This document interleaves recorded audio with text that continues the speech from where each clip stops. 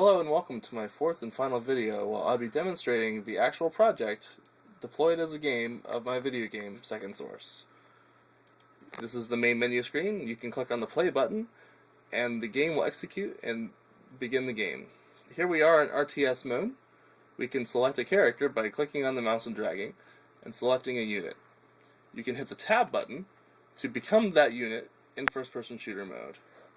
Here I am now controlling that unit, wandering around in the first-person mode.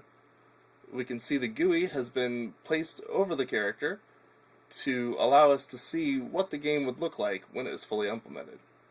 Here we have an energy source. Right now it's a neutral state.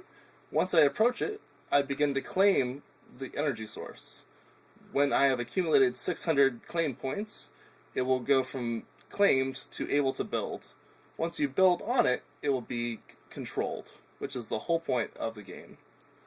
This big blue building is the mock-up for a command center, which has attributes that allow it to control a lot of how the game is played. The command center is the primary building in the game that must be protected at all times. This little platform here is a repair pad that will repair your character when it receives damage. I'll go through a teleporter right here to demonstrate the use of my teleporters. The green shows that the teleporter is linked and properly working. The red means it does not currently have a partner that allows it to work. This is what the FPS model for the light infantry looks like. So this is the appearance of the units that are the primary character in the game. Here we have another energy source, but let's switch back to RTS mode to give an idea of what things look like. Here we have the character I was controlling and the character I just looked at. This is the teleporter I just came through and the energy source. Here we have the RTS GUI in display. You can see where the mini-map would go and where we would be able to build buildings and create troops. Let's demonstrate that functionality right now. You can click here on the Light Factory button and you will get a building tile placement grid, and you can see that it actually actively checks to see where a good position to build is. This is a good position, so we can build here.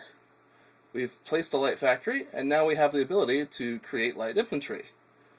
Button's a little bit too close to the edge there, but if we scroll back we can see that we have created a new light infantry unit right in front of the light factory. Let's select another unit to become and go back into RTS mode. FPS mode, I'm sorry. Alrighty. So here's another energy source. This would be the neutral base on this map.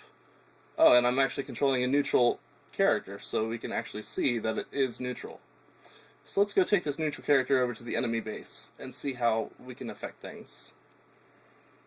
Here we can see that this character is an enemy because of the color of this block right here, determined by the team affiliation. You can see that it's the same color as this base right here, which is claimed by an enemy. Right now, this energy source is contested because we have both a neutral party and an enemy standing on the same base. I can come over here and select a player light infantry unit as well, and we can see that the